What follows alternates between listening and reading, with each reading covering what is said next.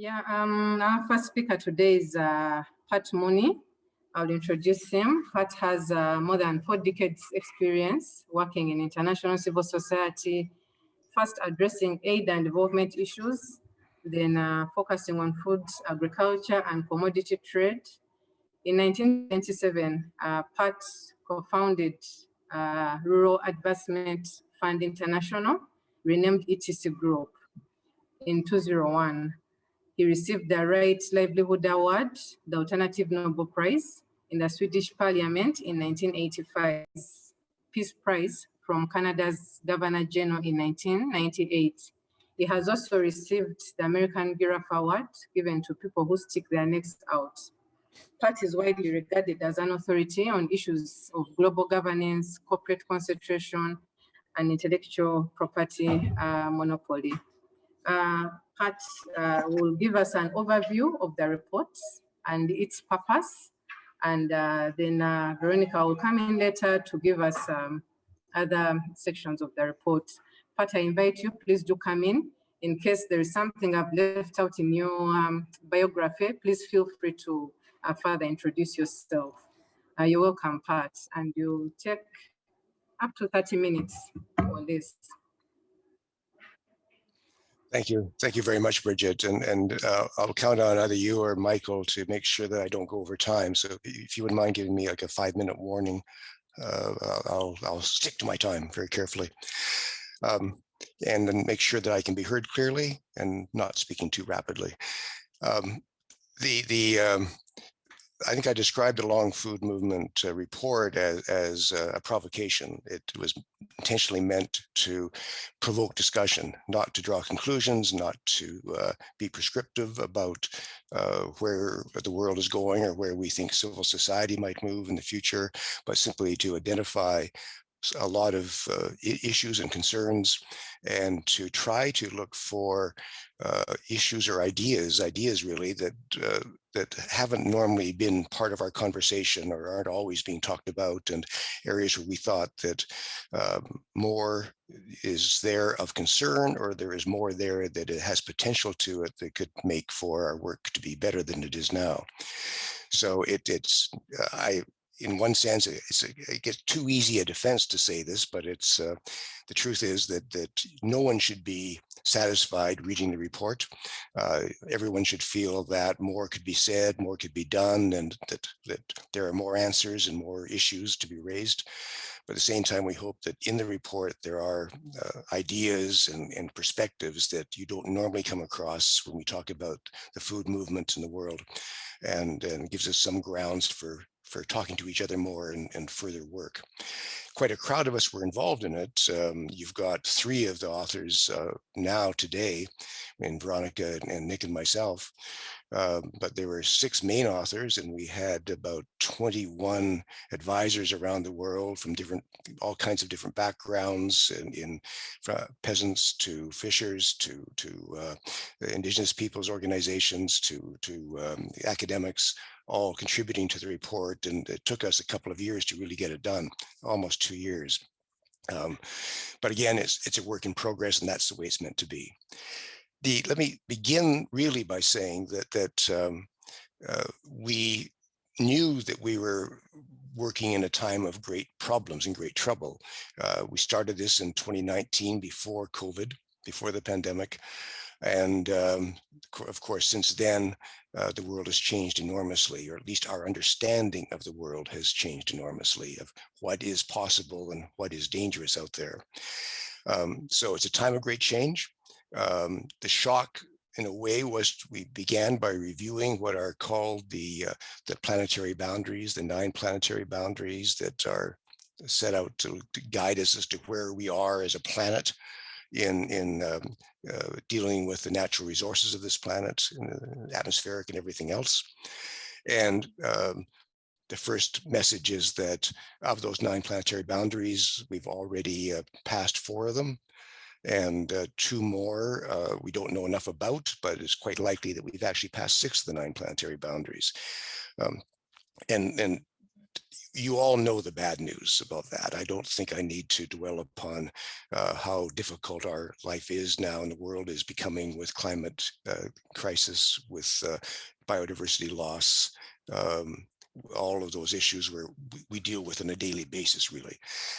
But they're there, they're powerful, and every time a new report comes out, including a couple in the last couple of weeks, we've seen that it's a bit worse than we thought, that what we thought was going to happen is actually worse than we expected, whether it's glaciers or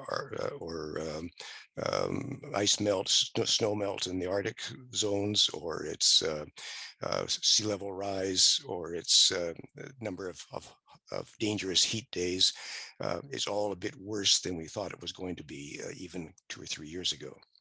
So none of that news is actually good news. And in that context, then it's a bit depressing to say, well, where do we fit in as civil society in that? Do we have the capacity to turn that around and make the world a safe place down the road, at least if we look a few decades down the road? And the answer there is that what we are doing isn't enough.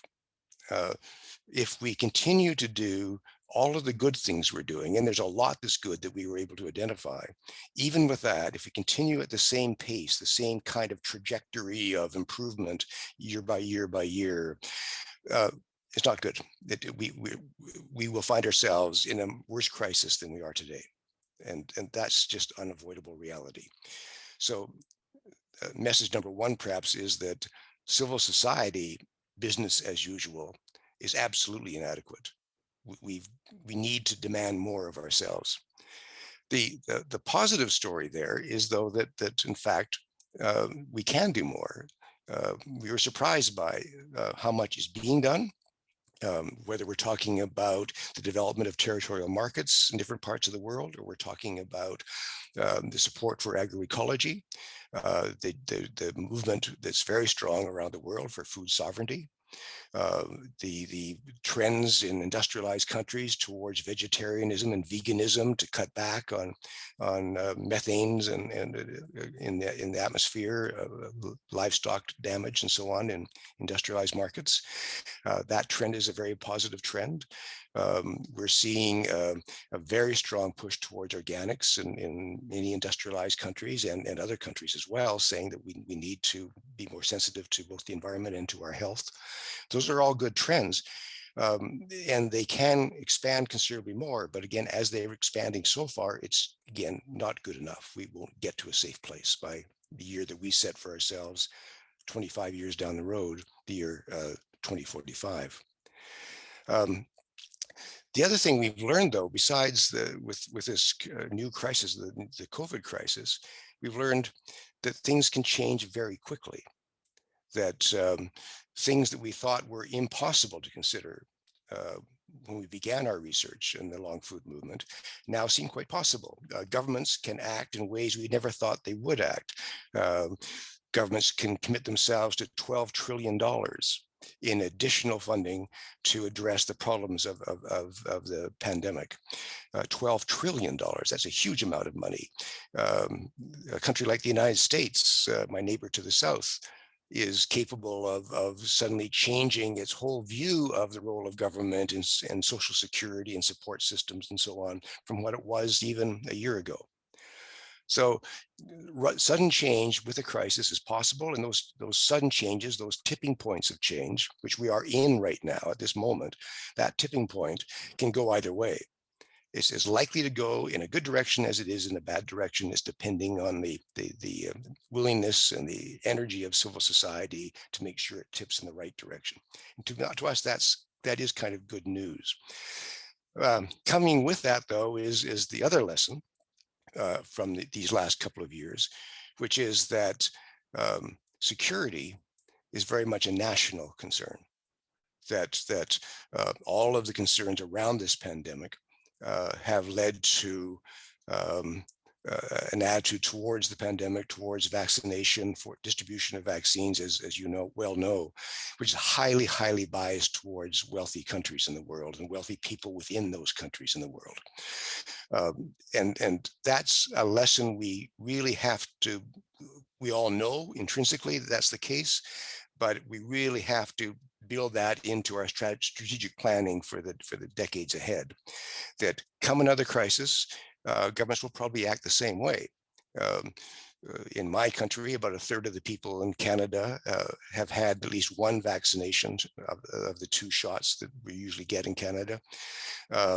In Africa, 1% of the population has had 1 shot, and that's maximum of 1%.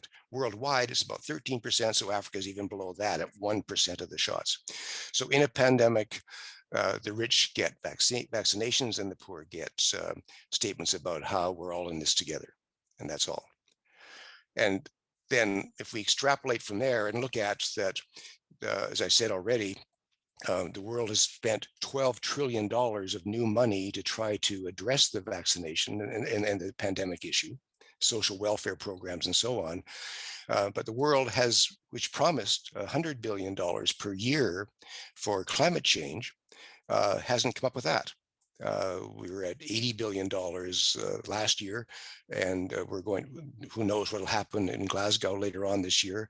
But it's just a shocking thing to realize that suddenly $12 trillion can be created for the rich to take care of themselves. And yet for the global issue of climate change, there's less than $100 billion available per annum. So that's we have to bear that in mind when we think of these future crises coming down the road. Who's going to help who when it comes to climate change? As much as there may be rhetoric and goodwill, there will not be the cash on the table as a global initiative at this stage. And so it means, again, territorial markets, building from local, national concerns and regional concerns is fundamental. We have to work from that kind of basis. When we look at that's all, I'm sorry, that's all depressing news in a way.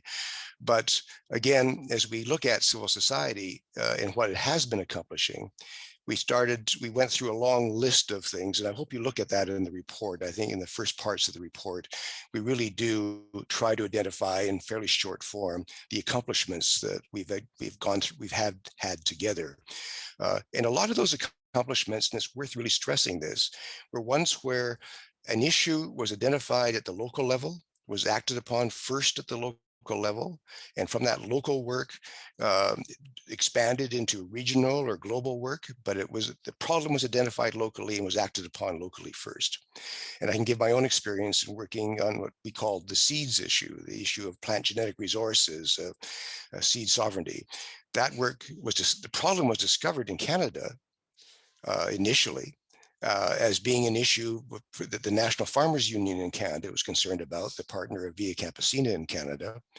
They addressed that, looking at the political and economic and environmental issues of the seed issue, and brought it to the rest of the world. And that's been true of many, many of our topics that we address today. It was identified locally and then was amplified and supported by actions in other countries and at the international level. So we need to bear that in mind, that the capacity for local experiences to be fundamentally important for how we make global changes ultimately. We looked at, from all those experiences we've had in different issues and around the food issue, we tried to look at, well, what have we learned? What are the lessons that we can draw from the last several decades of our work together? And there are a few important points that come out for us that you may or may not agree with them. One of them is that we work cheap. Civil society around the world takes very little money and works and uses it extraordinarily well. If we go toe to toe with the corporations and the amounts of money that they waste a lot of their money on themselves. We don't waste money. We use it well. So we're frugal and we're efficient in how we handle money. We can handle more money than we do now. We need more money, but we get a lot done for the resources we have. And that's a really important point. It's a real strength of ours. Secondly, we actually, despite our problems of resources, we cooperate quite well. We work together in many ways that you wouldn't expect. You don't see corporations working together that way. We do. Civil society does these things.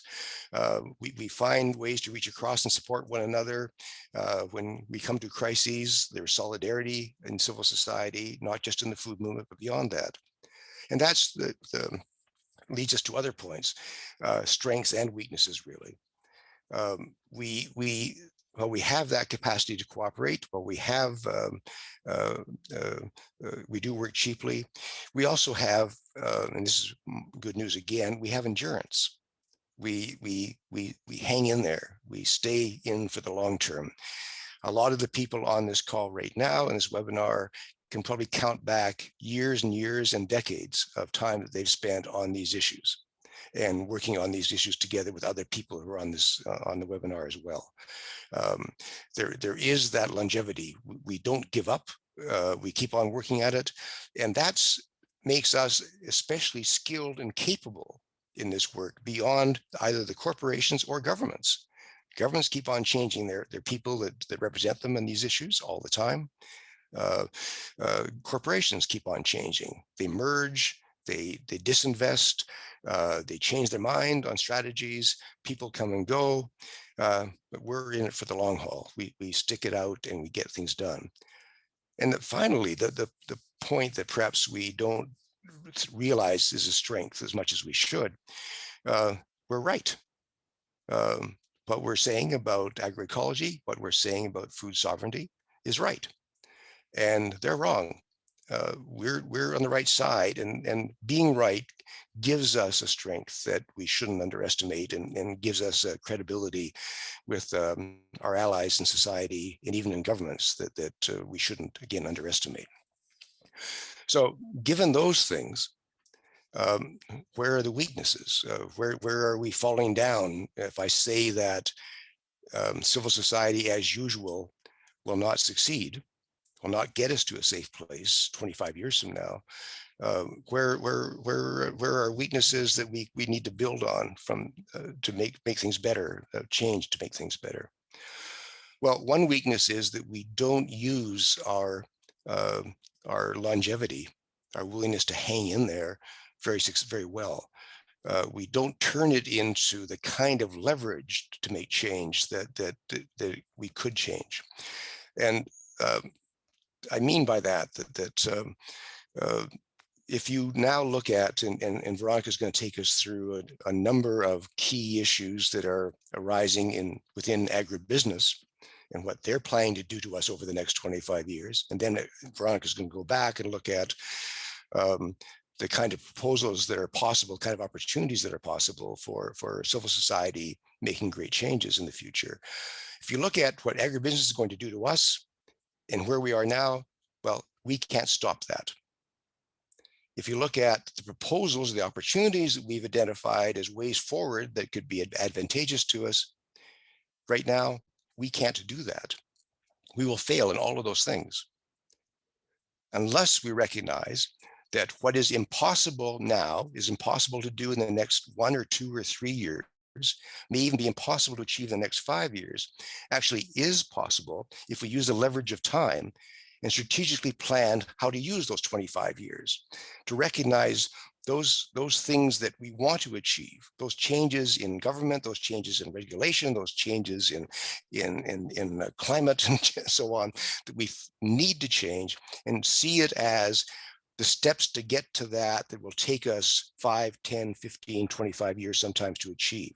And those steps along the way are practical of themselves. They actually serve a purpose themselves. They get us along the way we want to go, but with our eye clearly on where we finally need to go, what really is possible, we can make that change. We can be the fulcrum that really, and the leverage that really makes those big changes down the road. So it's absolutely critical for us to know that because we're in it for the long haul, because these issues can't be changed overnight, to plan for longer timelines than that.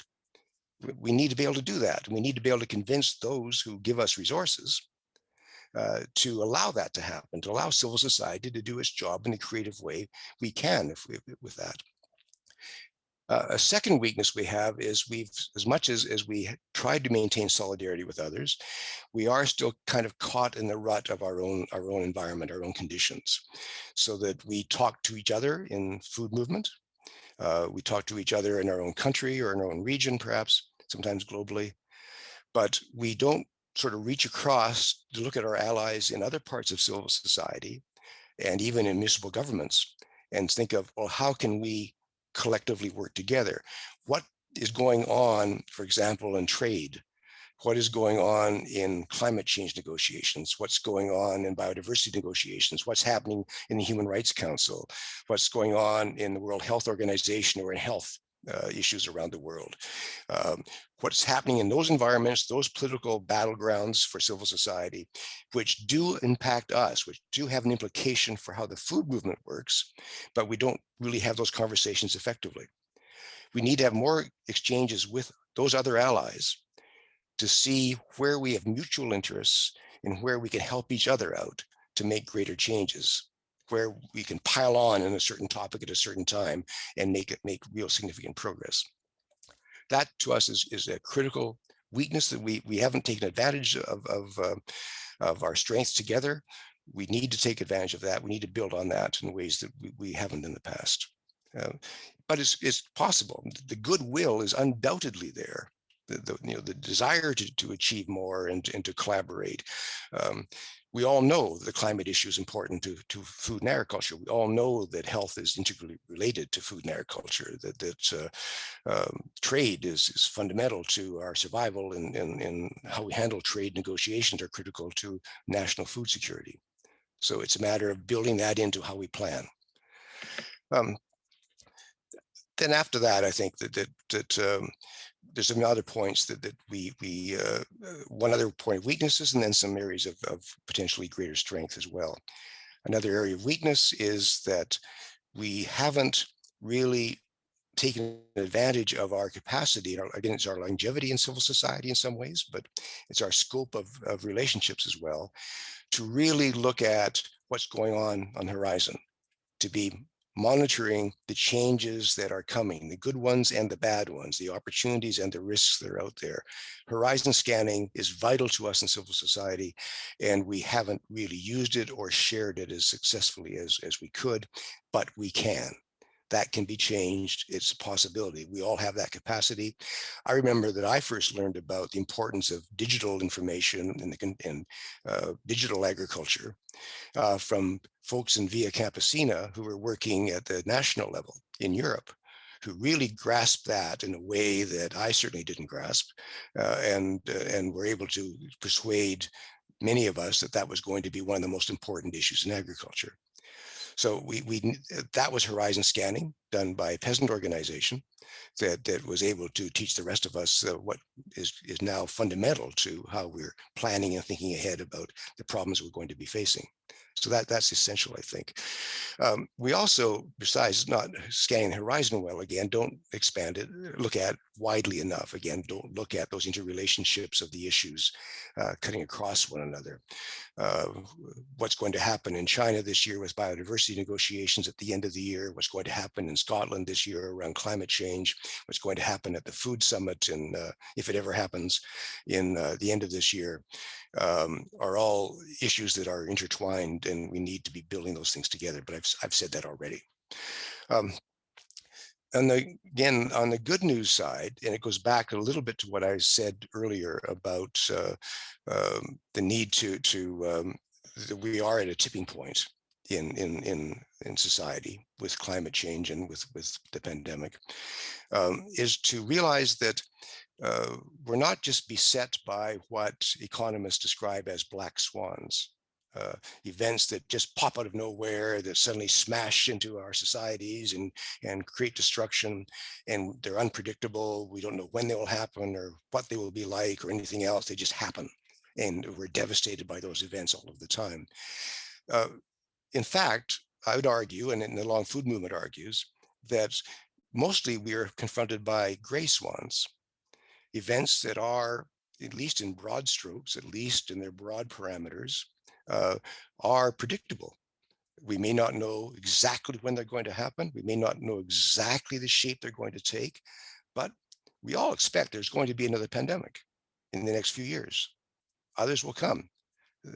Pandemics, in fact, are frequent, and Africa experiences them quite often. The North, again, insulates itself from them somewhat, but not effectively, and less so as the years go by. We will have other crises. We will have another economic collapse as we had 10 years ago. 12 years ago. We will have combinations of these things. We'll have another food price crisis. That's almost inevitable. We will be faced with food shortages and political unrest because of that, which we can imagine, and we can sort out how best to respond to it. And to us, it's critical, as we thought about the long food movement, to realize that it's really a matter of preparedness. Knowing that these things are going to happen, what do we need to put in place so that we're going to be able to get through those things, so we can actually come out the other end of that tipping point, having perhaps achieved something, at least having prevented the bad things from happening and having created some possibilities for better things. And I think that can be done. What we need to do is look at these things as they come down, possibly will come down the road, the next pandemic, how governments are going to respond to that, the next food crisis. And we need to be thinking, okay, we need to put in place these kinds of arguments as to why it is that territorial markets can get us through this crisis more effectively. Here's the arguments. Here's the background that we can prove from our experiences. We can be able to show that in these situations, we know that global governments, the North, will say things and not do things. So what do we do in place of that? How do we take care of national security in that context? How do we organize our positions to be able to suspend intellectual property rights to get access to vaccines or to get access to agricultural technologies if we want them? How do we do that? We need to put that in place now in our thinking so that when the events happen, there is a kind of a consensus among our allies in civil society, inside the food movement and outside, that these are steps we can take together and we go into action to use them.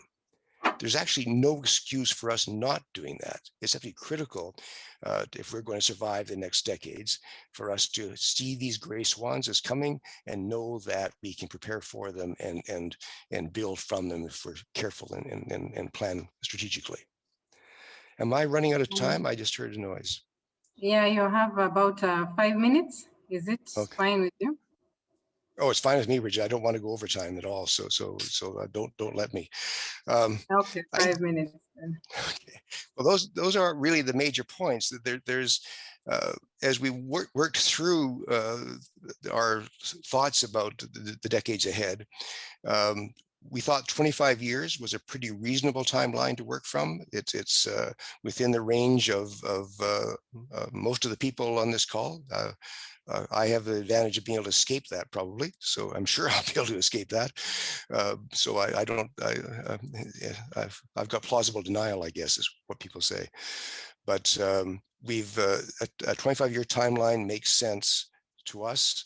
The ability to, again, not just think about wishful thinking about, wistful dreaming about what the world could be like 25 years from now, but how we build towards that world. As we did that, as we tried to look at the year 2045, and that was based partly on the cycles of the MDGs and the SDGs ending in 2030, then another cycle of 15 years to 2045.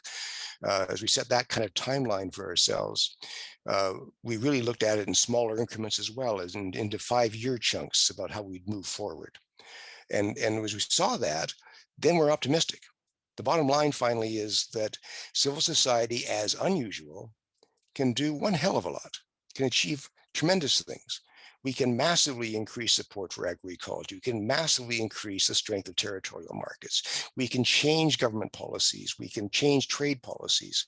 We can address the issues of climate change and biodiversity loss in ways that can't be done otherwise. We can move civil society to different positions. We can create greater support for organic food production, for agroecology. We can build the market environment and the political environment that makes a world a much safer place. That's doable. We've shown that we can do a lot with almost no resources, working in relative isolation from the rest of the world in our food movements.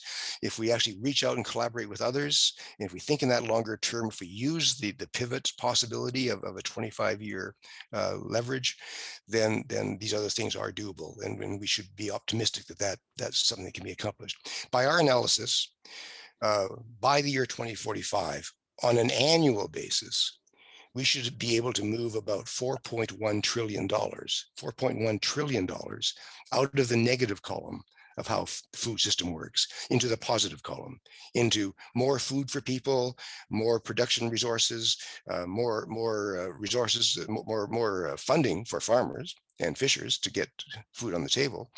All that's possible, $4.1 trillion, and that's not Pollyannish, that's reality. We see the ways that can be done. We also see that if we take on the industrial food system tactically in different places, in different ways, that we're going to be able to cut back the industrial system's greenhouse gas emissions by about 75%. And that's the least we can do. We perhaps can do better than that, but 75% at least. That's a major change to how this planet is going to survive in the future. Those are possible. But we need to have a conversation now, and this is the time to have it. And so I'm grateful to AFSA for making this possible, that to talk about, well, how do we actually do this together? How do we take the long-term strategies that are there? How do we broaden our base of allies that we can work with? How do we work with local governments, with national governments from time to time? How do we move between the local and the global, so the global doesn't drown the local, but the local actually informs and directs the global to make these changes? And I think that's an urgent conversation. It's not pie in the sky. I think it's realistic, and as much of the story we write about in the long food movement makes us depressed, ultimately, and Veronica will say that more about this, I'm optimistic about the future. Things can get done, and civil society is the group that can do it. Thank you. Well, thank you so much, Pat, and also for ending on that note of optimism. Pat has given us an excellent overview of the report. I'm sure all of you have already read the entire report, but in case you still need to look at it, and Nick has posted it in the chat. In case it has gone up and above, Nick, if you could kindly post it again. Thank you so much for that. Definitely, I will not go through what Pat has already done so well, but I think you really left us with good food for thought, especially for civil society in Africa. It's good to hear that we're already collaborating relatively well, but how do we collaborate more? How do we create those interlinkages between the different, different sectors, trade, health, food, agriculture, and all that. So I would like to, in case you have any questions, I know Pat's presentation has raised a lot of thoughts and probably some bit of clarification, some bit of thoughts. You could, in the meantime, put them in the chat, and we'll invite Veronica to come and share with us the different scenarios that the report comes up with, especially around agribusiness as usual and civil society unusual. I think it will be really interesting for us to listen to some of those opportunities there and think further around that. So I'll not take more time. I'll invite Veronica as her presentation goes up. I'll introduce her briefly. But Veronica, please feel free to put your presentation up on the screen. Veronica Villa was born in Mexico City. She studied ethnology at the National School of Anthropology and History and has focused on topics of food, food sovereignty, and peasant economy. She's a member of ETC Group, a small organization dedicated to providing information and analysis of socioeconomic and technological trends, how they affect peasant communities, and how to strengthen local and grassroots alternatives. Its main tasks are dissemination, translation, and accessibility of ETC's group research on cutting-edge technologies, the preparation of documents for popular information, the accompaniment of processes, such as the defense of maize in Mexico, and research on the impact of new technologies in America. She's also in Latin America, sorry. Veronica is also part of the editorial committee of several journals, which are published in Latin America. She collaborates also with independent media. Veronica, kindly feel free to further introduce yourself in case there is something I've left out, and take on your presentation. I was saying this is the cover of the report, no?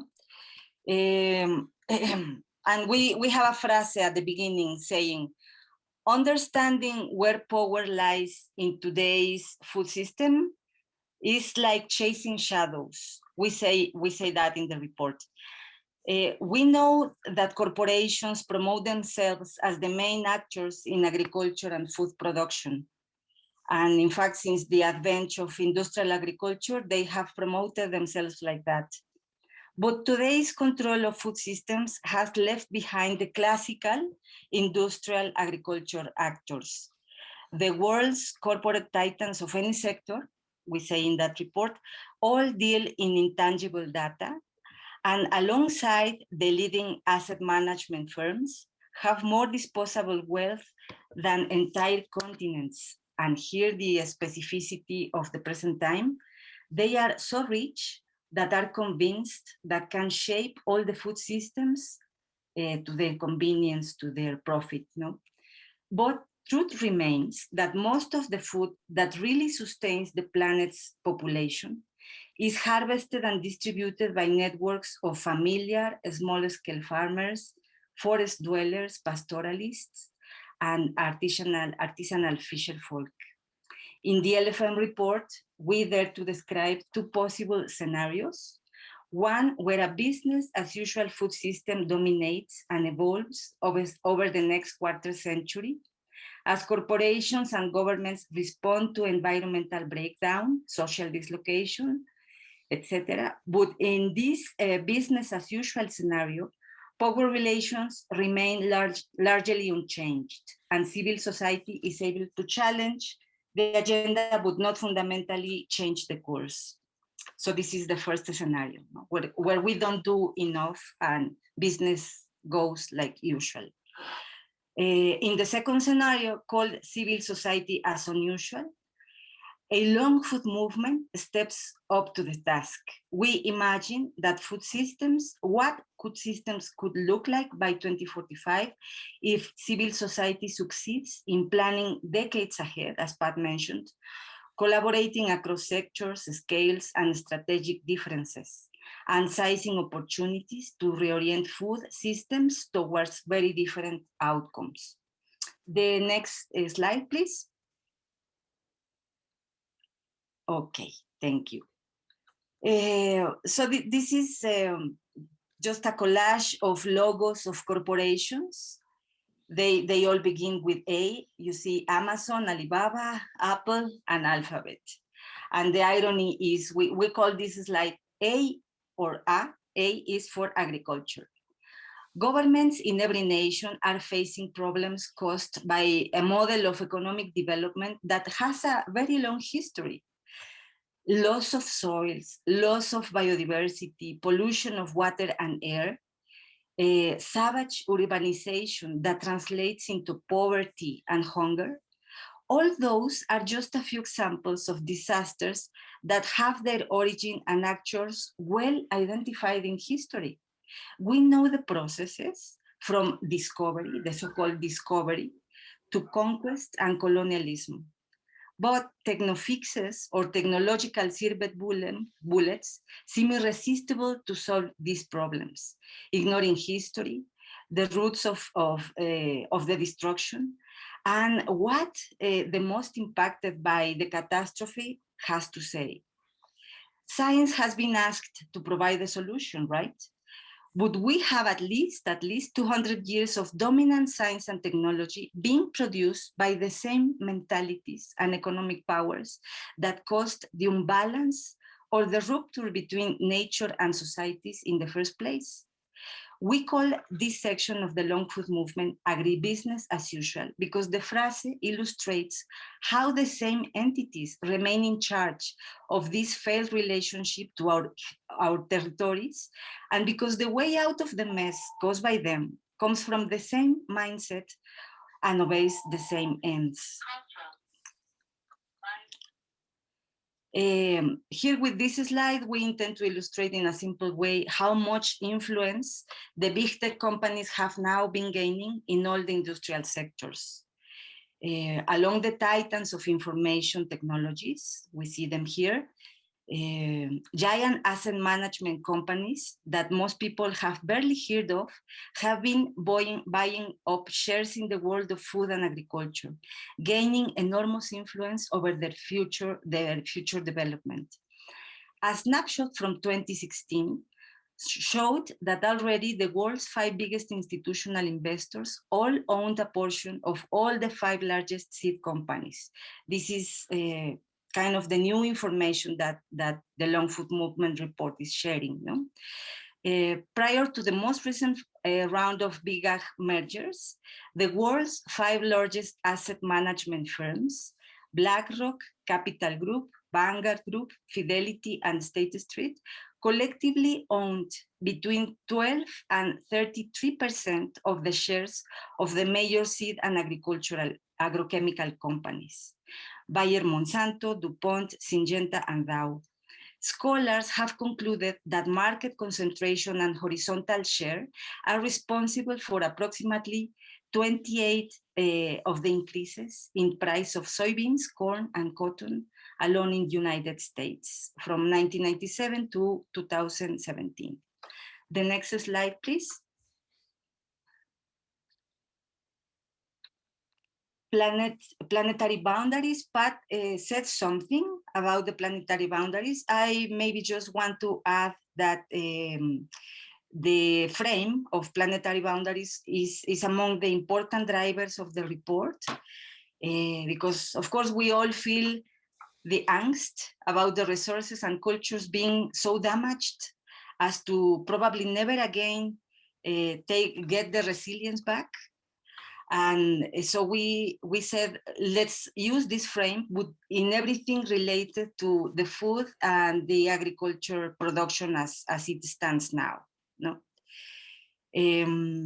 We asked how much the industrial food production is driving the world to reach the boundaries, how much time we have before the habitability of the planet is totally gone, if food systems aren't drastically shifted to feed us within safe operating spaces. The report is not answering in full these crucial questions, but it does talk about a period of time where we can stop the destruction caused by the actual industrial food systems. Pat gave some examples. No, I'll give you just one more. In Latin America alone, 42 million hectares changed from forest to agricultural land for industrial livestock. 17% of the Amazon rainforest has been lost. And scientists say that if it reaches 25%, the world's most important terrestrial lung could irreversibly collapse.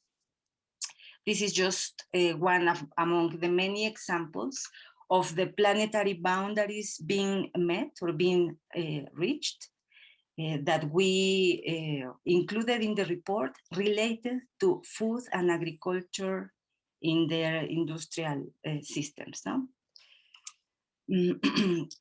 Next one, please. Sorry for this slide, this in Spanish. I just saw the map and I thought it was very, very clear. And then I saw it was in Spanish. These are the choke points of maritime commerce. And this is to share with you that the report has a section that describes how we see geopolitics developing in the agribusiness as usual scenario.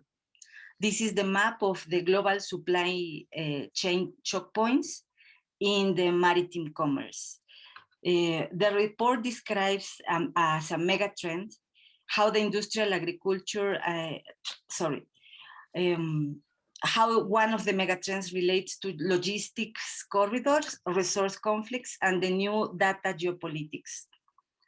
So we have the planetary boundaries context that explains the physical, let's say, visible avenues of destruction. But then we have geopolitical backgrounds, geopolitical and historical factors that determine commerce corridors, but also opportunities of further exploitation of peoples and lands. But in turn, these geopolitics the geopolitical factors are also shaped by powerful technologies, infrastructures, their connection to satellites, big money, big data, etc. Powerful governments and their flag-bearer corporations are able to use automated logistics internets to control resources and food supplies across these corridors, and also the land corridors, of course. Unlike the previous free trade agreements, which opened up new markets, the free trade agreements of the 2020s and 2030s serve primarily to guarantee access to resources, protect rights to corporate data exploitation, and put unfavorable regulations into deep freeze. With food seen as a strategic asset and a weapon, a new wave of land, ocean, and resource grabs gets underway, and trade choke points are increasingly militarized. Sorry for my accent. Okay, the next one, please. New technology platforms. I've been sharing so far the planetary boundaries background, then the geopolitical factors, and I will now explain very quickly, but you have all the information and sources in the report, the new technological platforms that we see are reconfiguring the industry of food and agriculture.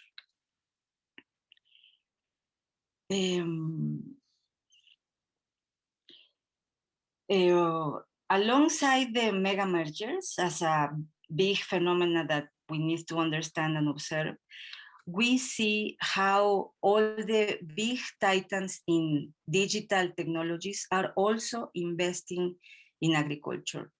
They are getting involved in a sector that they never related to before, and this, of course, this adds a new layer of dislocation, a new layer of,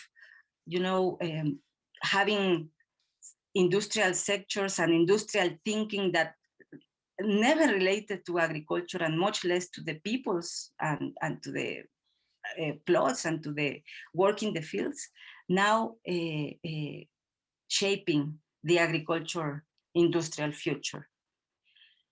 We talk about what is called digital agriculture or precision agriculture, or even agriculture 4.0. Among the megatrends described in the report, the rationale behind these trends would be to produce food entirely with machines, without peasants and farmers, without land, without crops as we know them. And at the same time, publicity tells us that these machines will keep the healthy distance between farmers, as no humans will be involved in production. All the decisions will be taken with precision by artificial intelligence, saving in inputs, restoring ecosystems, ending hunger and malnutrition. We hear all that a lot. And apart from being a very ill-intended discourse, it's really damaging the way youth and children think of the work in the land, the relationship between humans and nature. In a simplified description of this trend, driverless tractors do the heavy work in the plots, connected both to their owners' tablets and the satellites, distributing real-time information to all ends about weather conditions, health of the plantation, listings on stock exchanges, and as the market indicates, in fully automated labs. I mean, they receive information from the markets, and in labs, through learning machine processes, new gene-edited crops are developed, and all that can be registered for supposed transparency in the electronic ledgers or blockchains. This is a very simplified, ironic, caricaturesque description of the digital agriculture, the digital precision agriculture. Can we see the next slide, please? The The new generation of automated agriculture includes algorithms used to pinpoint the growing conditions of every fertile square centimeter on Earth. Crops and livestock are made, and modified for specific conditions, and ecosystems are engineered through data for optimal performance. As one of John Deere's executives explained last year, after saying that every ear of corn and stalk of soybean needs to be monitored through internet, he said, we need to ensure that we can produce enough food to feed the population globally. Providing 5G coverage to every stalk of corn is going to require a lot of cell sites. And I believe, the official of John Deere said, I believe it's going to take more disruption than how we have done it in the past. In all the publicity that these plans receive, there is not consideration for the extraction of resources, from water to diverse minerals and rare earths, needed to deploy full automation and digitalization across food production. Robotic tractors and drones for spraying and surveillance, called the Internet of Farming Things, are rolled out as fast as physical and digital infrastructures allow. And that's why we have a section explaining the geopolitical factors, no? What that I said before. The model versus the realities of the rural worlds, we can reflect a bit on that. In Latin America, yes, automation is all over, but only for the transgenic crops, not for production of food for the people, but for commodities that need ultra processing, that needs tons of inputs and water. Drones and other robots, yes, but for keeping migrants in their borders or to spray drugs. No regulation on drones. Any young entrepreneur can buy a drone and spray schools or villages. Financial technologies, yes, only in the form of ATM machines for speculation with remittances. Latin America is an area of great corruption of the authorities. Thousands of hectares are dominated by drug lords. The geographical irregularities that make some very rich territories seem rather impossible to be dominated by any kind of driverless machines. So this is the reality of the new agriculture in Latin America. And most importantly, peasants are not willing to give up control over their lands, their agro-productive systems, many are ancestral systems, their gastronomy, their therapeutics, and other cultural features that prove effective to keep them thriving. The next one, please. Hypernudging. We, among the trends, let's say in the production end, including the new digital agriculture, we also looked into trends at the consumer's end. And I'm just going to share a few examples of the many that are described in the report. Hypernudging is another mega trend. Downstream at the consumer end, data is now being harvested and connected not only from online activities, but also as metadata generated from the use of digital wallets, automated food servers, and other everyday activities. Hypernudging, ingestible hackers, personalized nutrition are some of the trends promoted by the food corporations, the restaurant chains, even the influencers. One of the reflections here is again on the difference between consumers in rich countries and populations that suffer hunger. Those that are fully connected to credit cards, and those in rural areas whose economies aren't totally monetized. So how this trend is going to be expressed in the different populations in the world, no? Emerging alongside these dyed products, like the new superfoods, the new proteins that don't come from animals, are a new generation of gadgets and apps designed to track food habits, biological indicators, and physical activity. No, from the smartphone that counts the steps that you walked along the day, to microchips that you can ingest, and from inside yourself, they can monitor how your digestive is working, no? And send a message to the doctor, of course. Mass digitalization across all areas of economy makes human beings not only trackable, but also more tractable. Hypernudging is a practice that deliberately combines big data with behavioral sciences to shift individual and collective behavior. The dream of the corporations is that in a few years, everybody will have a smartphone, even in the farthest and less urban areas.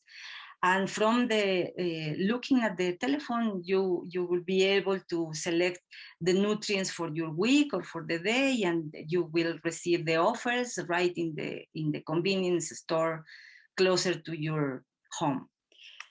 Of course, this can be related to the huge mass production of commodities and how market demands shape what is produced and what the consumer is told to consume.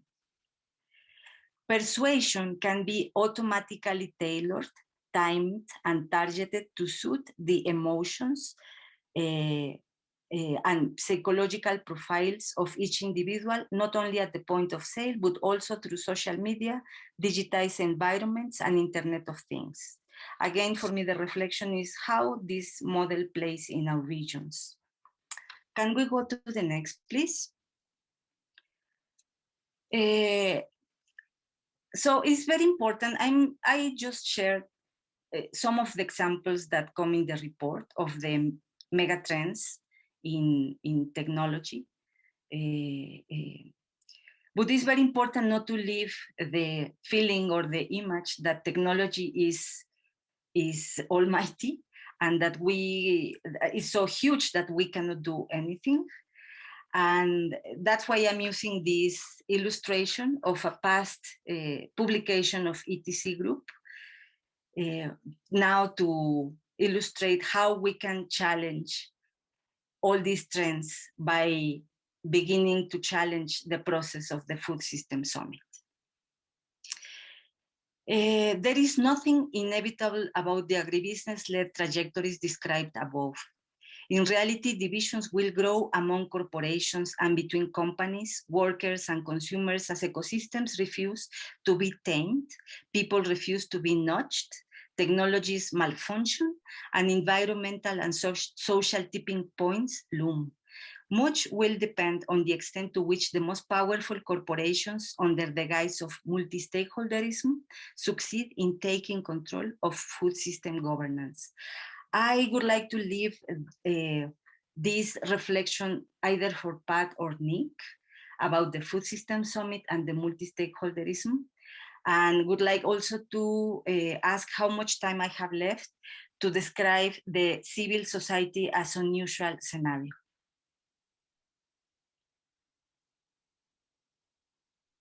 Can you tell me how much time I have left?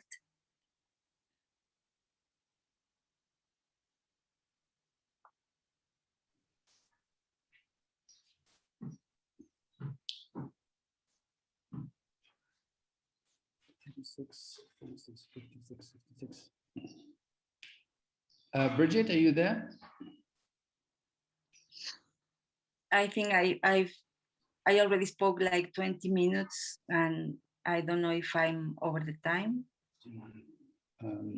You've spoken for 30 minutes almost. So another 5 perhaps? Yeah, sure. Okay, so it took me a lot of time to describe the really bad things, no? This is the part that I am more familiar with. ETC Group took charge of this research on the trends on technology. So the other scenario is called civil society as unusual. The next step, please. The next slide, sorry. And I'm sorry for this, just text, but the reflection is organized in 4 pathways, and each pathway for civil society describes opportunities, diverse opportunities, and we have 13 opportunities. Of course, I'm not going to speak on all of them, and we can take the reflection all together for this part. The next slide, please.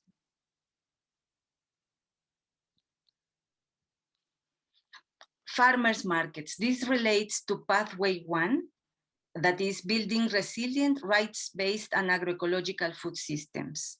And one of the opportunity is to pursue, to promote farmers markets, focusing on agroecology, focusing on sustainable consumption and production.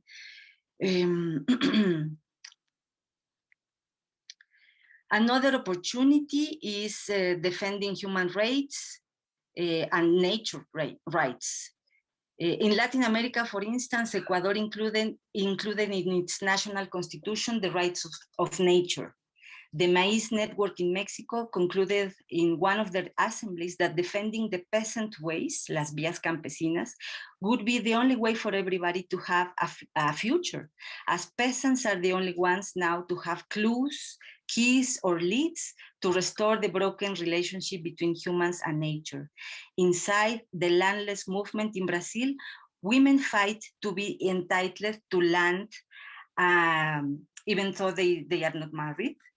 As still now, land rights rest in the men of the families, and massive emigration of men everywhere leaves the families and the right and the land fragile before corporations, mining operations, or graphs of all kinds. No? With COVID-19, it became clear that stational food workers are not only due more protection to their labor rights, but that they need to be seriously listened to when it comes to feed the world in a moment of convergent crisis. Can we go to the next? So these are kind of opportunities described in the civil society as unusual that are happening now, and how they can be scaled up, and the articulation be more creative across borders. Another opportunity, we call it here,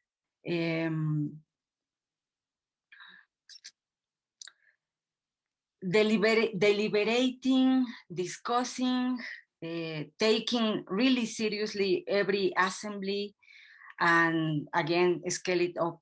No? From deliberative dialogues to reforming and reconfiguring the UN agri-food policies and establishment of national food policies. This means plainly fighting back against corporate takeover of the multilateral system, develop strategies for food systems governance reconfiguration for the peoples and the planet, achieving governance structures at all levels that put forward well-being of peoples and nature over trade rules or well-being of corporations. The next one, please.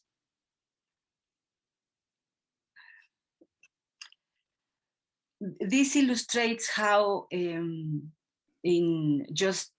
past months with the COVID-19 and the discussion around the stational workers, they are already deliberating to go beyond asking for more protection of their labor rights, no? But to be really listened to in the places of decision. Opportunity, sorry? 1 minute? Yeah. Yes, I'm just closing. I'm sorry that I took so long in the other part, and I'm just really jumping to the different examples of the opportunities that civil society has to become civil society as unusual in the next 25 years.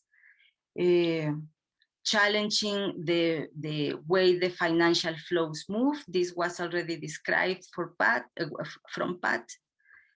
taxing junk food and ending corporate tax evasion. And yeah, I'm reaching the end. It's clear that an agribusiness-led future will be incapable of bringing the planet and its food systems back within a safe operating space, and will in fact generate rampant inequalities, deepening livelihood stresses and food insecurity, and harmful environmental impacts of its own. What can be done and how is something that only the organizations in each place can imagine, and that's the importance of this meeting. No, we share these observations, these findings, but the important thing is how we reflect on all those in our regions, in our countries. Thank you.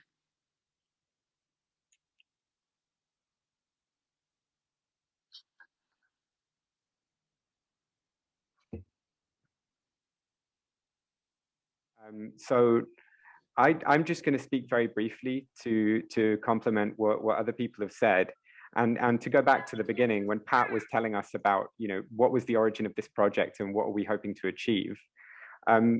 A key thing to mention is that we firmly believe that a long food movement is possible. We believe it's possible to increase and enhance our cooperation in so many different ways.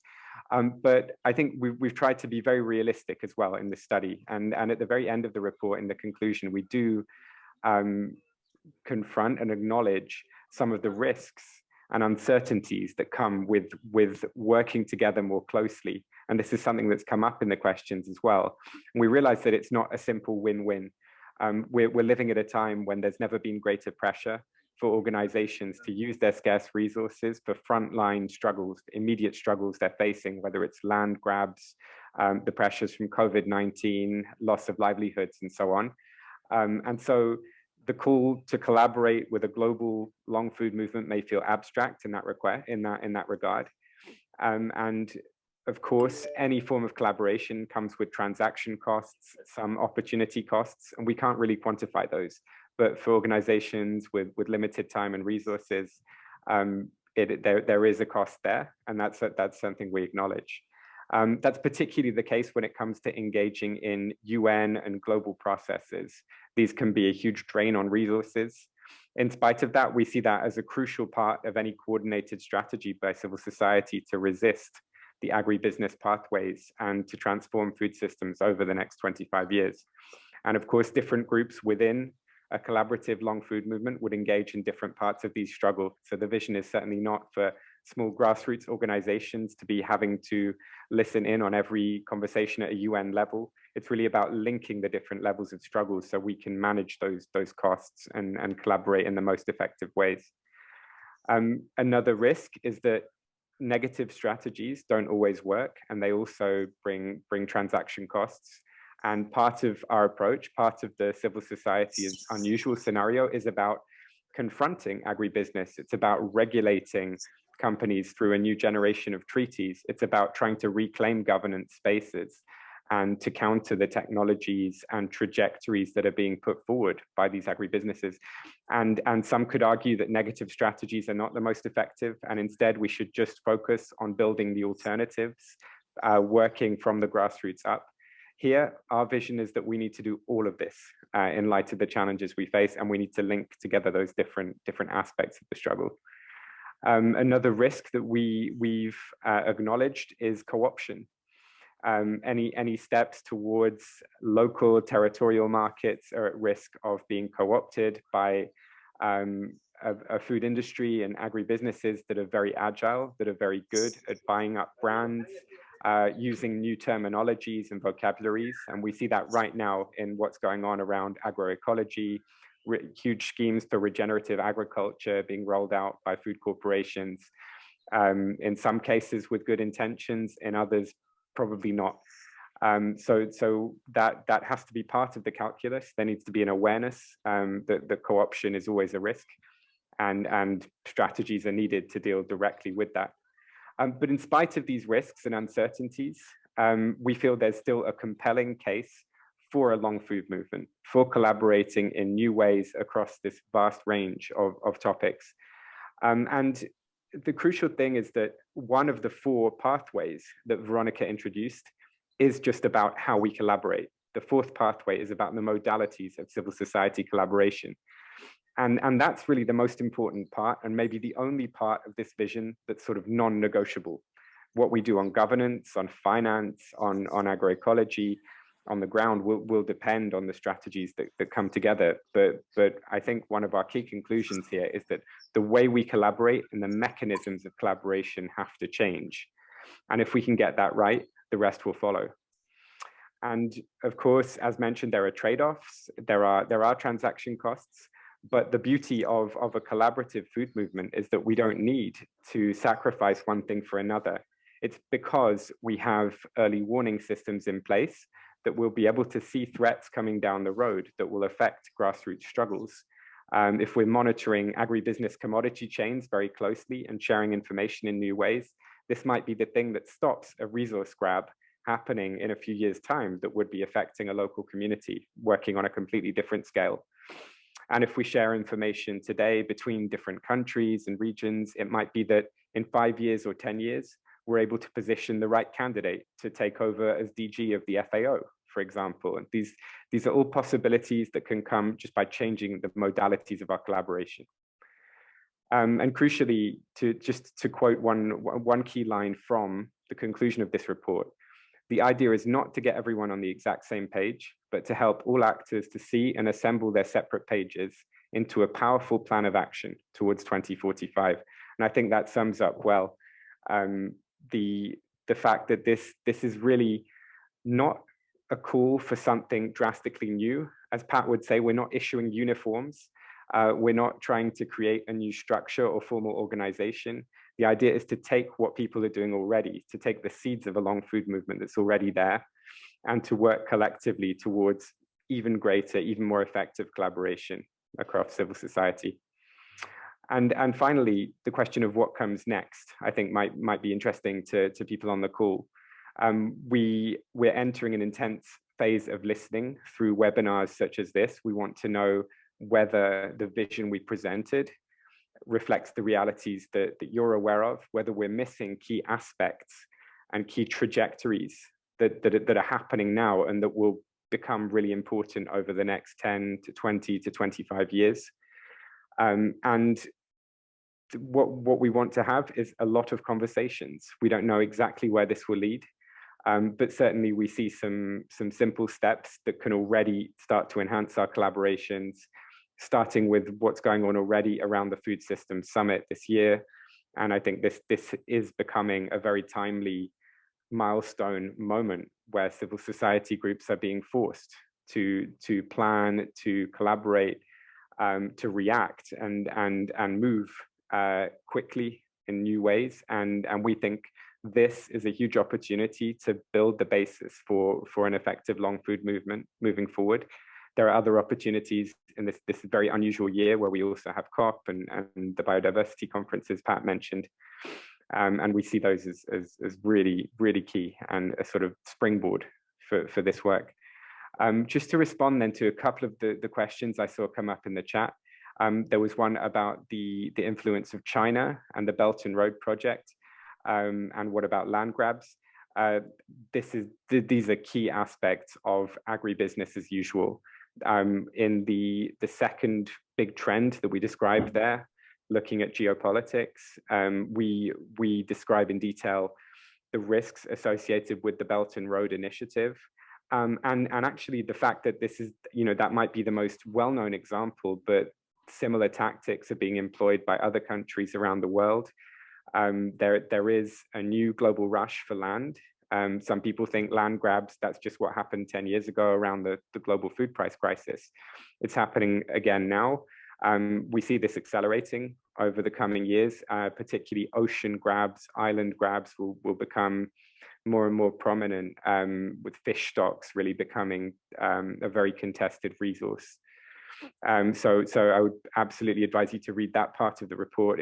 There are lots of developments happening right now which will really lock in high-tech export commodity production in a number of countries who are then very, very limited in what they can do. Another question that came up was about what would we suggest, brackets not prescribe, as the 2 or 3 most important things to change in how we work as civil society in the next 5 years.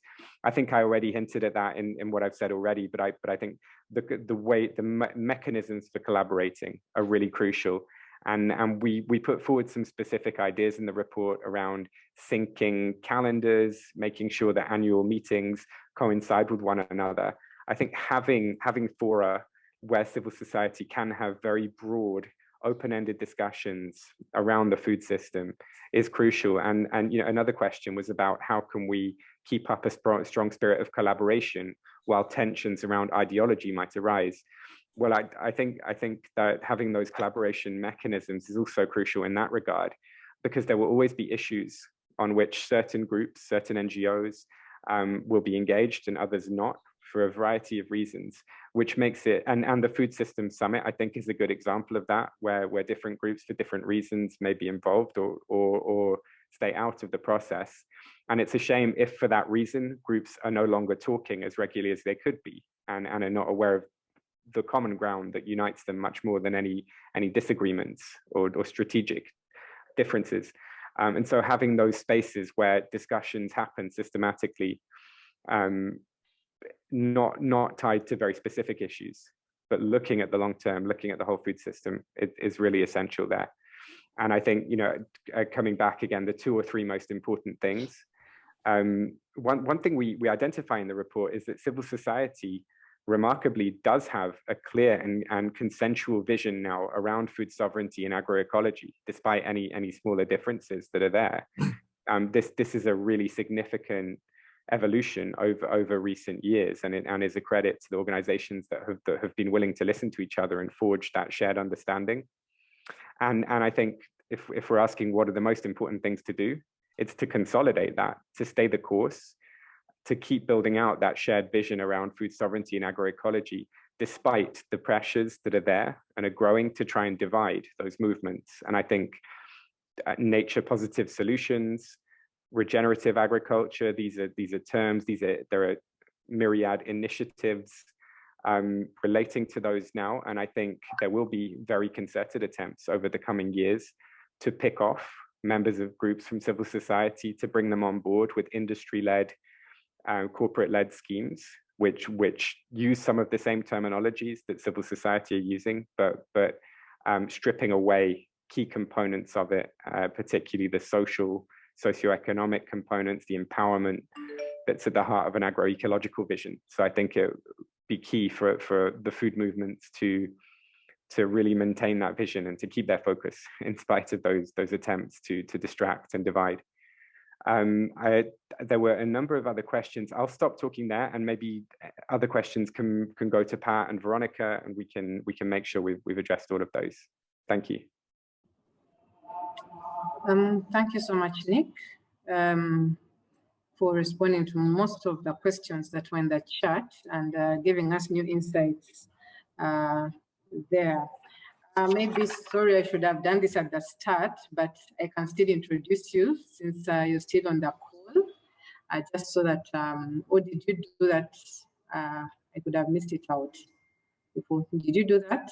I didn't introduce myself, but feel free to give me a very brief introduction, Bridget. It's less important than the questions. Okay, yes, Nick is the director of IPES Food. He supervises various activities of the panel and the secretariat. He's a specialist in agri-food, trade and development policy with a background in media, communications and political research.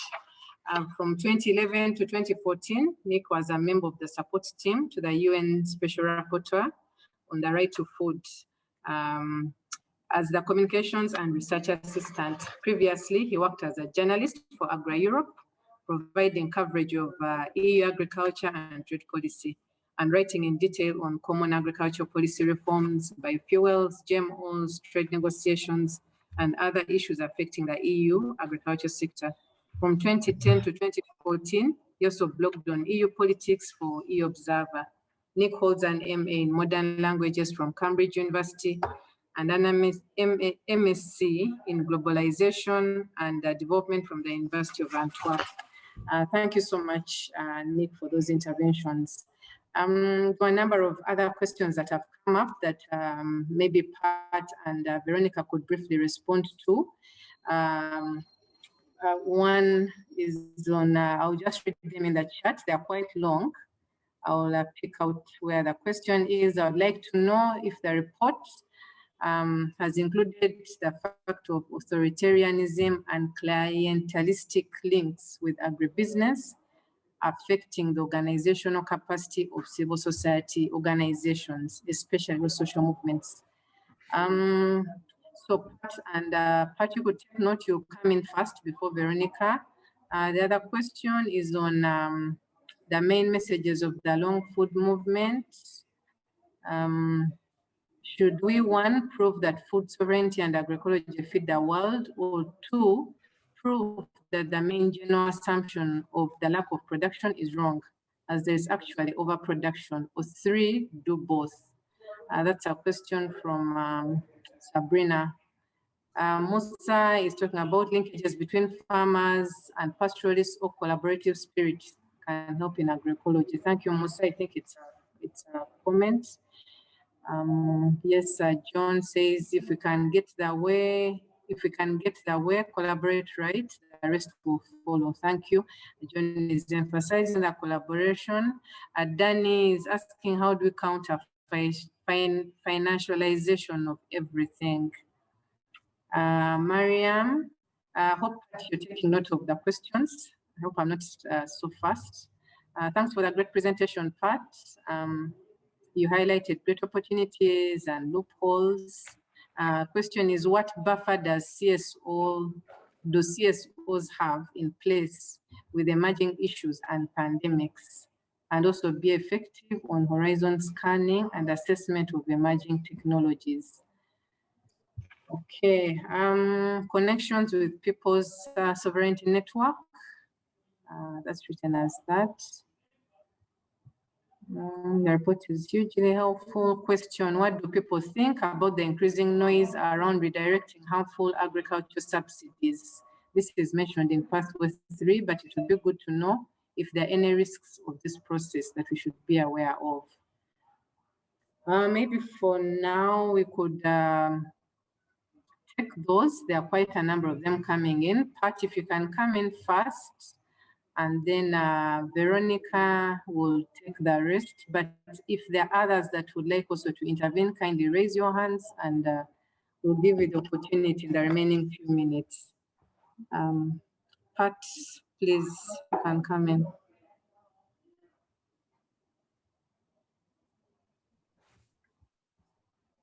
Please unmute yourself, Pat. Oh, we can unmute him. Yeah. And just unmute him. Okay, and where is it? I don't even see him here. Hello,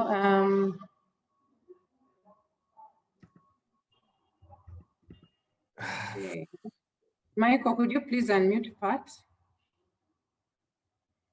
Trying to. I've sent a request to Pat, okay, to unmute. It's with him. Okay. Yeah. Okay. I don't know if you can hear us, Pat, but you're on mute. Yeah, he's nodding. He can hear us, but he's not able to unmute there. Hopefully. Okay. Hello. Can you hear me now? Can you hear me? Yes. Hello. Yes. Oh, thank you. Oh, yeah, good. Yeah. Okay, great. Well, I answered most of the questions while I was mute, so I can pass. No, I'd like to, if I could, a couple of quick things keep coming back. One of them is collaboration, and with everyone dealing with grassroots struggles and in a constant sort of frontline battles all the time, how do we reach across and collaborate? I think much of the collaboration that needs to be done is at the national level or even at the subnational level. When we talk about about looking at what's happening in trade, human rights, health, education, and so on. Yes, that can be and should be looked at the global level and the regional level, but it's also a national and subnational collaboration. And nothing I would want to say would suggest otherwise. That I think it's really important that partnerships are found where you are and build up from there. And much of that, of course, is happening at the community level now. Another point that I think, to me, is works both at all levels in a sense, but comes from the national level experience of civil society, and that's establishing national food policies and national food councils. That's in many parts of the world now, and I know that AFSA is talking about that at the continental level, as well as national possibilities for that. There's a lot of work going on in Europe that Nick's very familiar with around a European food policy and a food council. We have it in Canada, where I live. It's the need to bring people together at that national level, I think, to force governments, in a sense, to establish a policy, to be in a position to be part of a council that monitors those policies. And that, again, is rather cross-cutting with allies in labor, as well as in health and so on, that have to work on that together. So I think that's an area, I think, that really applies to everybody and is really, really important. The danger of capture, I think, is also very important. We are concerned that on one side we seem to have philanthrocapitalists like the Gates Foundation trying to take over everything and tell us what to do, and on the other side we have sort of klepto philanthropists who are corporate foundations who are stepping in to say, well, we'll do this through our foundation side, our charity side of our activity, which promotes their own interests. And so we have to watch out for those tricks that are played, and they play out at the national level and community level, and they play out at the global level as well. But there are lots of areas where we can support each other, I think, in terms of local and global activities. Often a struggle that's had success at the local level can be amplified at the global level. Sometimes struggles at the local level are really having a hard time making progress because the government is against it and collaborating with corporations often. But if there is support for that initiative at the global level, and governments find themselves encountering that support at the global level when they come to United Nations meetings, that perhaps does give space for local groups to have more legal political freedom to function and to make more progress as well. So I think there's a back and forth here, which is really important to develop. We identify, as Veronica said, 13 different areas there are 13 opportunities. There's 100 opportunities, or perhaps 1,000 opportunities out there. We tried to focus on just 13 that we felt aren't discussed as much as they could be. Africa, and if I can just talk at the global level a bit, Africa is likely to have the candidate that will become the next Director General of FAO 6 years from now. The next election is going to be a foregone conclusion. The current director will be re-elected, I'm sure. But following that, by rotation, normally it'll be an African director. Well, the DG of FAO 6 years from now could be on this webinar, and could easily be someone who can be positioned over time to take a lead role pursuing agroecology and food sovereignty at that level.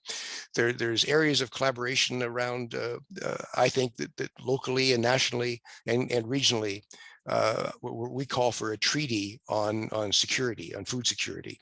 But that treaty is built upon national laws on food security.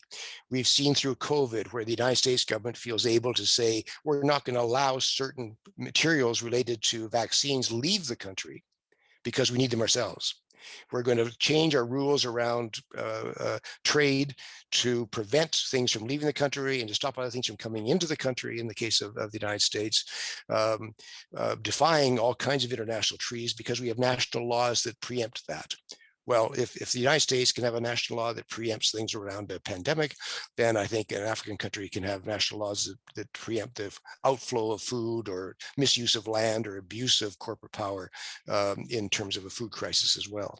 So I think we can build structures from the community level through national to the global level, which really give strength to local actions in the future and national governments to make decisions for their own people. And those are areas I think that are kind of exciting, where we can support each other in each part of the world, whether it's Latin America, Africa, or Asia, or Europe, to give more voice to those initiatives, to back each other up with experiences, and to, again, fight the battles that are coming ahead down the road. I'm sure I missed most of the questions, but I know we're short of time as well. I'm sure Veronica or Nick could add to that, or maybe there's more questions.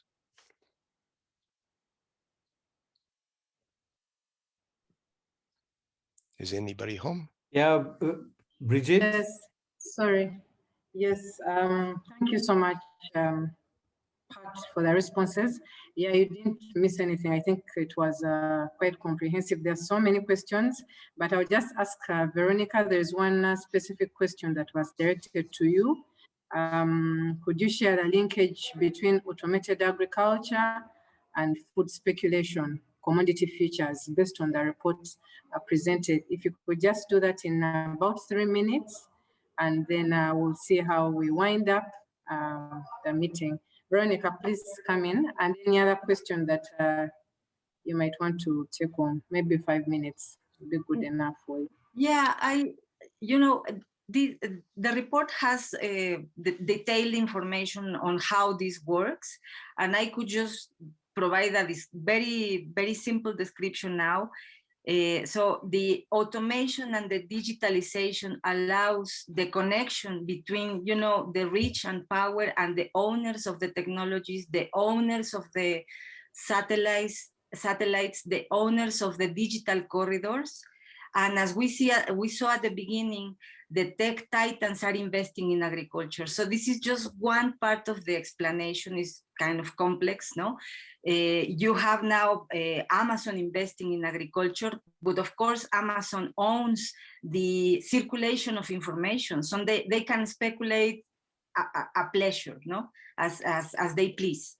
So this is the very little I can say related to that. I don't know if Pat has like another more to add for now, for the moment now, to this very complex thing. And then I would like just to say, like to close my reflection on the long food movement, is that we see how very important to have information on what is going on in the area of technology and innovation in food and agriculture, no? Coming from this model that has destroyed the planet in the first place, to appropriate, to know that information among our organizations at the grassroots levels, interpret or translate what they really mean. This is part of the efforts of the long food movement to instill, to inspire the challenging of this information that is all over about the future of food and what's the best way to get us there. And then in our specific context, how can we interpret or approach the opportunities? No, this is just my final reflection, and remains to see if this is the moment to add more on the speculation in agriculture. Thank you so much, Veronica. I see we have 10 minutes left, and I'd like to have the last remarks and close of the meeting.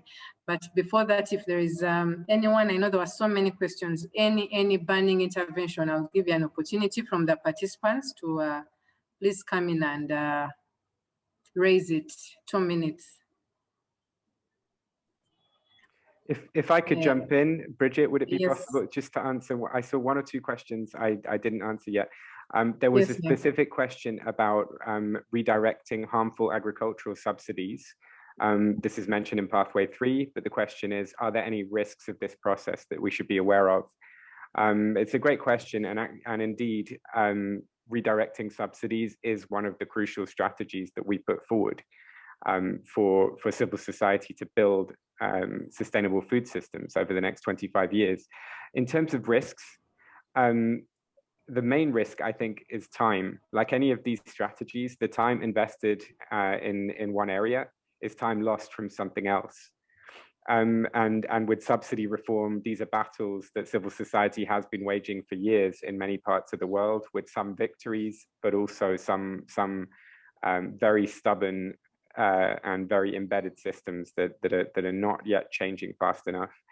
Another risk is that is what we do with the money. If we as civil society succeed in saying these subsidies cannot be justified, they're supporting industrial agriculture, there's a risk that they're just removed completely and farmers are left with nothing. And that's obviously not what we want. So really, like all of the long food movement, we're talking about interconnected battles and strategies. And here there would be two key pieces. It's fighting to remove the subsidies from where they're going now, particularly the most harmful subsidies, such as trawler fuel subsidies, subsidies to plantations for palm oil, sugar, for example, and also a battle to really be building a broad consensus on where that money should go.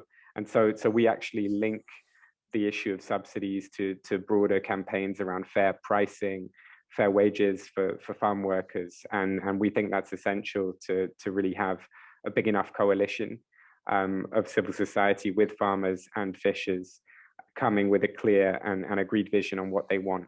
Otherwise, there is a danger in simply challenging those subsidies as they are now. If I can just take one more minute, there's another question, very interesting. Have you received any response from Agribusiness since launching the report? We haven't heard from the big agri-chemical companies or the big data titans that we talk about, but Pat and I had a very interesting conversation with Ferrero, one of the biggest chocolate confectionery manufacturers globally, who found the report interesting and wanted to talk about how they can be part of a sustainable food system along these lines further on in the future. Very final one, I saw Tim Wise had a question about Bill and Melinda Gates's divorce, and does this mean that there's going to be a wave of antitrust enforcement? And the serious question there was, what about competition policy? Just to say very briefly, we've dedicated one of the 13 opportunities here is really about that. It's opportunity 5, about regulating agribusiness through a new series of treaties. And we see that there's huge amounts that can be done there through treaties to counter corporate power, and transnational taxation and technology assessment as well. So that's a key part of our strategy. Thank you. Thank you, Nick, for that intervention. I'm sorry, I've had a really bad internet day today. I don't know why. Maybe we should put it as part of the report, one of the challenges for civil society. We work in a bad internet, environment. So it has been that bad, but I thank you so much for taking the time and being so keen to respond to most of the questions. There are a number of other good links that have been shared by others in the chat. Please feel free to look at them, but I feel we have really done justice to the report, and those who had not read it will now be more energized to read it. I'll give the last few minutes to Million to pass a vote of thanks to our key speakers, but also to the participants for the active participation. Million, you're welcome. Thank you very much, Bridget. You did a fantastic job. I think your challenge has shown the challenge that we have in Africa. Thank you also, Michael, to really be stalwart in the logistics part of this meeting. Thank you so much, Veronica. Thank you, Nick. Thank you, Pat. Pat is a giant, as we know, he's our mentor globally, and it's always good to hear from him. But I would like to thank the IPES Food and ETC for writing this excellent report. It was a pleasure for me also to be part of the write-up of this meeting. It was this report. It was a fantastic opportunity, a fantastic learning opportunity. And I also would love to thank the participants. We had an excellent turn-up. It was really very good. And also the response from ETC and IPES Food when we asked them to come and present this report was really fantastic. Nick, please thank Matthew also. He did quite a good job. I think I personally feel that probably based on our context is we have to do the long food movement of Africa even, you know, each of the continents have to do it for themselves probably, because the context for African civil society is quite different from the rest of the world. There are a lot of commonalities and similarities, but I think we need to do that. And I really hope that both IPES Food and ETC would support the Alliance for Food Sovereignty in Africa in its endeavor to really understand the situation, what the situation is, you know, do also the projections, the gray swans analysis. So that's a very important thing to do for our continent. And thanks again. For those of you who do not know about AFSA, AFSA is the biggest civil society movement in Africa. We were not working in North Africa now, but now the North African Food Sovereignty Movement is joining AFSA. So when they join, and our members will work in all of Africa.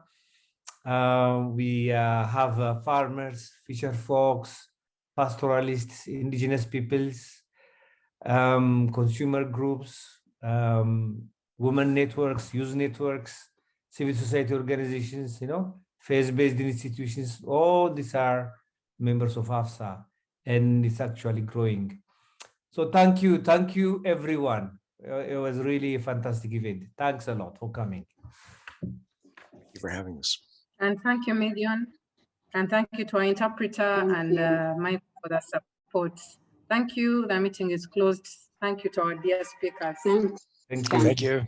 Thank you very much. Thank you very much. Bye-bye. Bye-bye. Bye-bye. Million. Thank you. Bye-bye. Thank you, Million. Bye, Hall.